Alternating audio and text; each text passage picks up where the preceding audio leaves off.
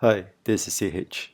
This video is part of a series of videos titled My ABCs or Absolutely Biased Comments to share how an individual investor like you and I can try to find out more about an investment fund from public sources and do some basic research or simple due diligence before deciding to buy the fund or walk away. Do explore the other funds covered in this series and subscribe to the channel if you find this video useful. Some quick disclaimers before we start. This is not a product sales pitch or a recommendation to buy. I'm not sponsored by anyone to do this video. Please do your own research and be clear about the product features and risks before taking any action. The information shown and mentioned in this video is accurate as of the date stated here.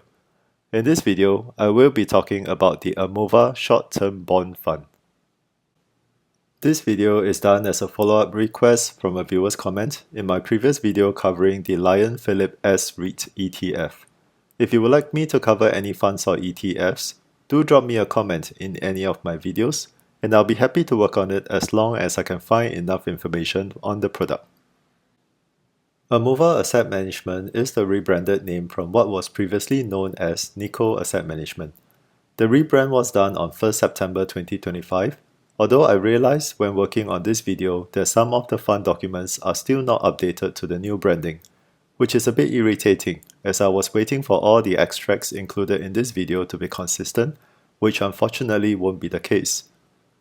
The company was formed in 1999 from the merger of Nikko Securities Investment Trust and Management and Nikko International Capital Management. I personally like Nikko Asset Management as a better identity for its origins. So I don't really understand why the rebranding needs to be done, but that's just me. The company was briefly acquired by Citigroup in 2007, who sold it to Sumitomo Trust and Banking in 2009.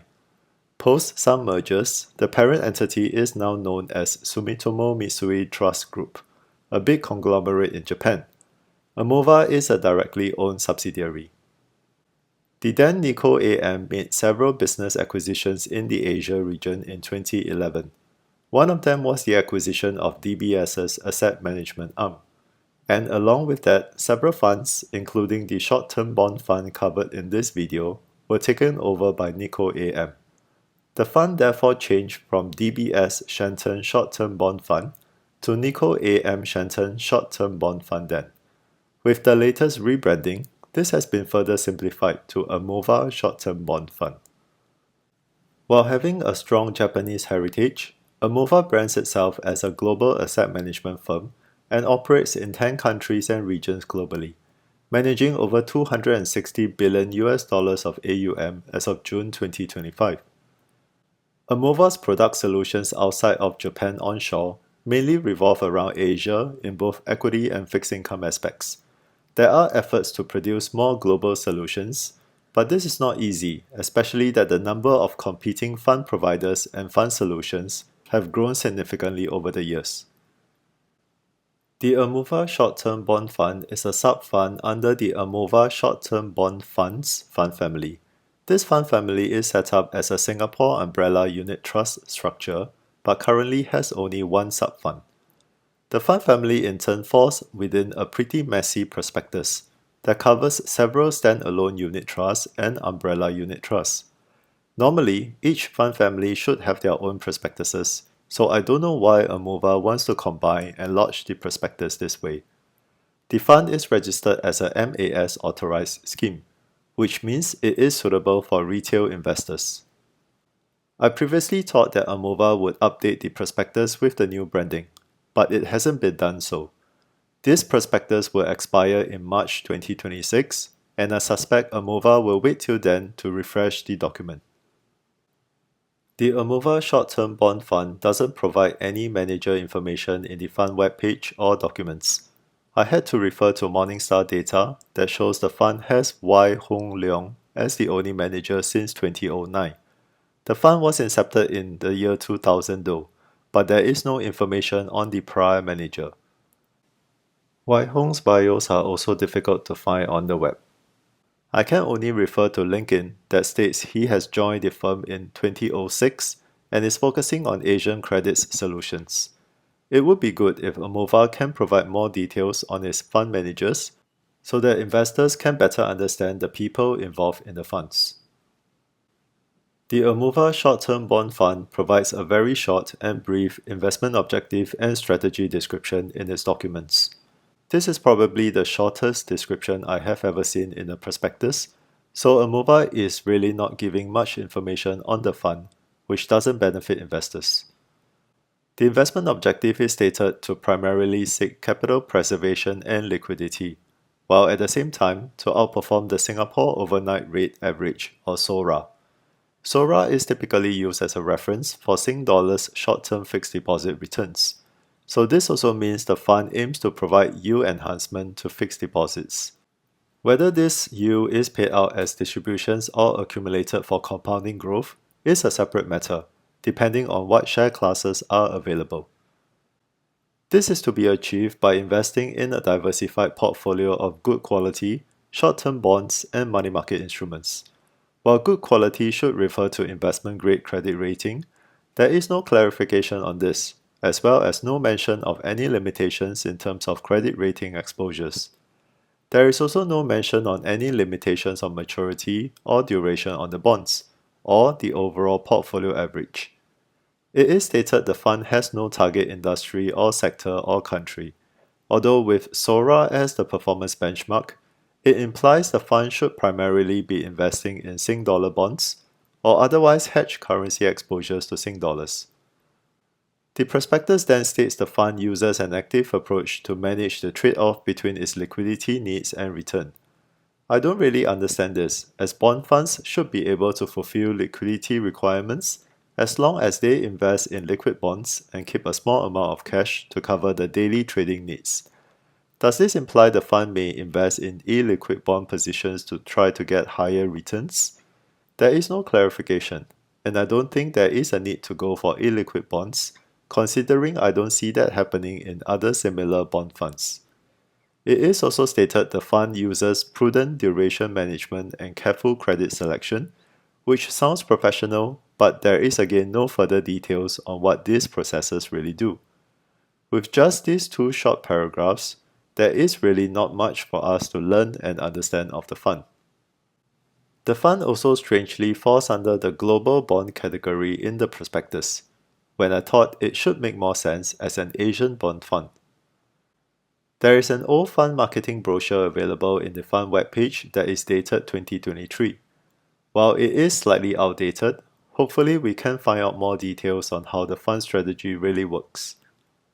The first marketed point talks about the fund will primarily invest in investment-grade bonds with less than 5 years to maturity.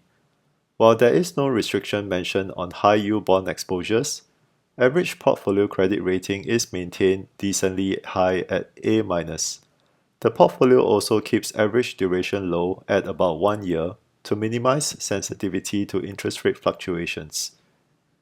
The next point talks about the fund using a bond maturity laddering strategy to smoothen out interest rate impacts, and provides a nice illustration on how the laddering strategy works.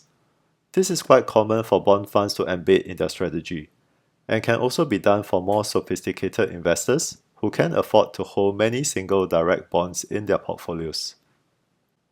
The next point talks about capital preservation being the core philosophy of the investment team.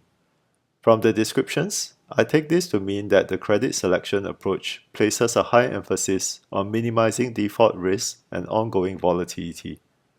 There is also mention of an internal credit rating model, which is common for Singapore and Asian bond funds, as many of the bond issues do not get an official credit rating from the top rating agencies, given their limited size and investor scope, and therefore the fund managers need to establish their own internal models to rate these bonds. There is also a mention here that the fund does not invest in perpetual bonds.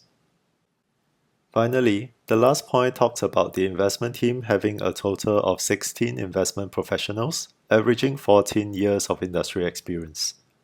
This gives a bit more color on the credentials on the people behind the fund supporting the fund manager. All in all, the marketing brochure helps by providing quite a lot more details on the fund, which should be quite easy to add into the prospectus. So I'm wondering why Amova doesn't do it after all these years. Again, the brochure is dated 2023, so some of this information may have changed by now, but it's the best we can find from the fund webpage. The Amova short-term bond fund was incepted in the year 2000, which gives it about 25 years of track record now. Fund AUM is around 895 million Sing dollars, which is a decent size, though slightly smaller than other similar funds in the market. This is dated end August in the fact sheet, as the fund webpage doesn't seem to have the AUM data. The fund benchmark is 3-month SORA. The fund webpage does have portfolio breakdown dated end September though. Here, we can see the portfolio currently has the highest country allocation in Australia at 28%, followed by Singapore at 13%. Based on the country data, it seems that the fund is primarily an Asian bond strategy. Sector allocations shows the main exposures are from financials and real estate, which may be a result of the fund's assessment of credit risk. The country allocation is the main difference in the strategy compared to other competitor funds in the market, such as Lion Global Short Duration Bond Fund, Fullerton Short Term Interest Rate Fund, and United Sing Dollar Fund. These funds all have Singapore as the largest country allocation, although they range from 19% to 41% at the moment. Interestingly, while each fund takes different bets in country exposures, the resulting performances are not too different, because currency exposures are hedged back to Sing dollars. Top 10 holdings reflects the country and sector biases, as we see many financials and real estate names from Australia and Singapore. There seems to be a soft limit of 2% per holding here, although I am not sure if there are any issuer level limits to reduce single issuer risk. The fund fact sheet provides some portfolio statistics that is not found in the webpage. Here, we can see the portfolio maintains the decently high single A- average credit rating, although there is no credit rating breakdown provided. Average duration is at 1.92 years, which is noticeably higher than the 1.04 years in the marketing brochure dated March 2023, although it is still in line with the short-term objective of the fund. Average yield to maturity is 3.72%, and we will revisit this again when we look at performance later. The number of holdings in the portfolio is 174, which looks okay for a bond fund of this size. Morningstar helps provide some of the information missing in the fund webpage and fact sheet. Here, we can see the fund is invested in about 70% investment grade bonds and 30% unrated bonds, so there are no deliberate investments into high-yield bonds per se. Morningstar also shows that the underlying holdings are in a variety of currency exposures.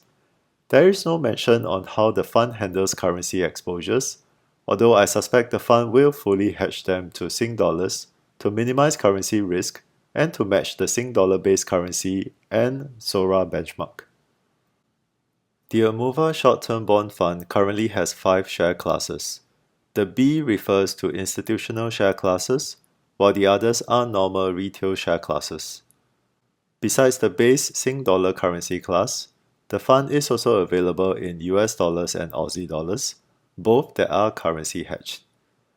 The fund does not provide any distribution share classes, so all these share classes are accumulation only.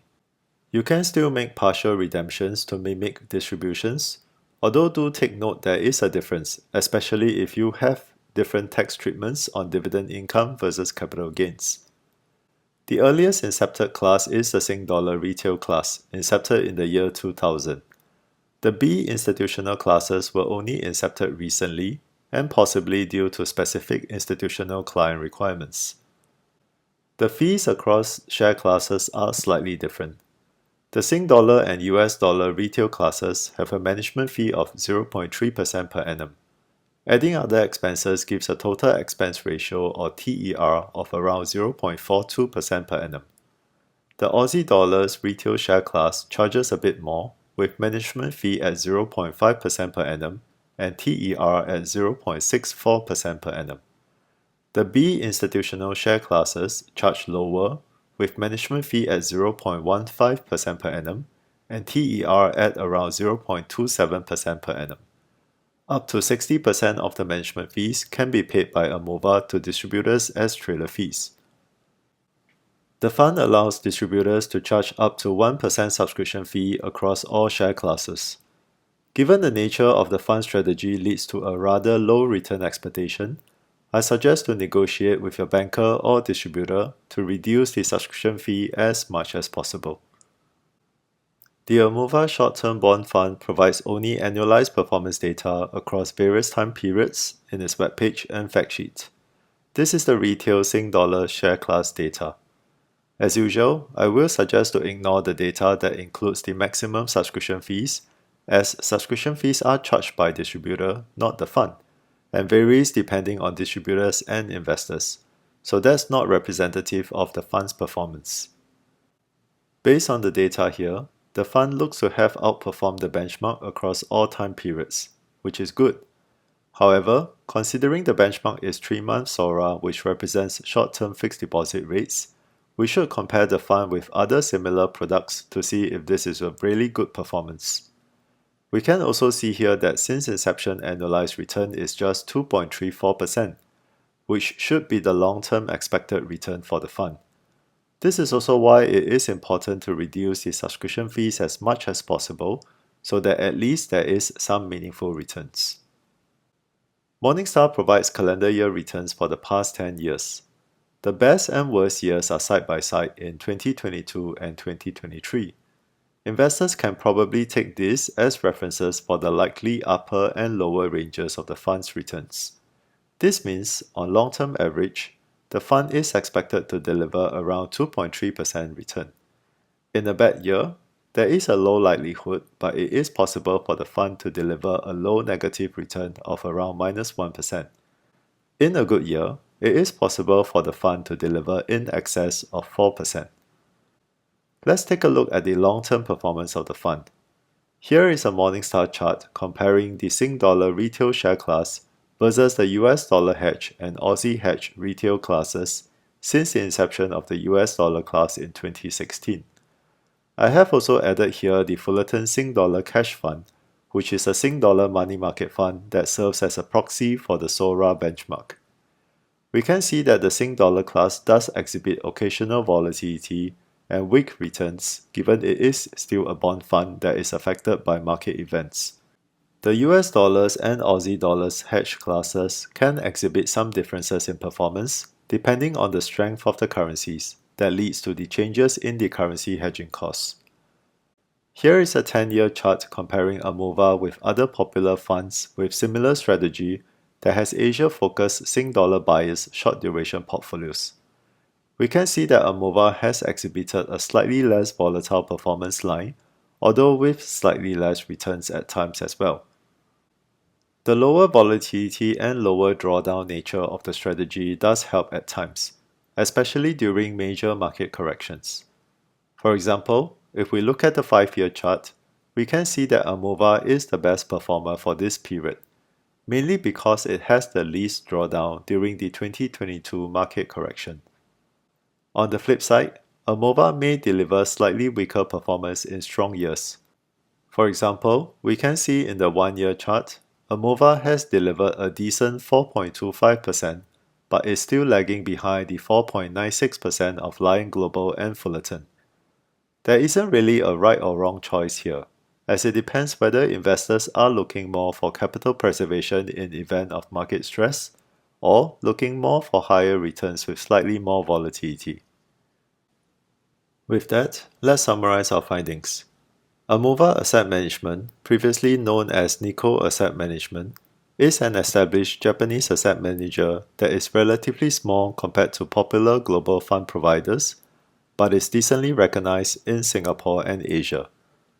With about 900 million Sing dollars of AUM, the Amova Short-Term Bond Fund is not the largest in its category, but has been a popular fund in the Singapore market since its inception in the year 2000. Originally under the DBS Shenton branding, and then under Nikko AM Shenton branding from 2011, and now Amova.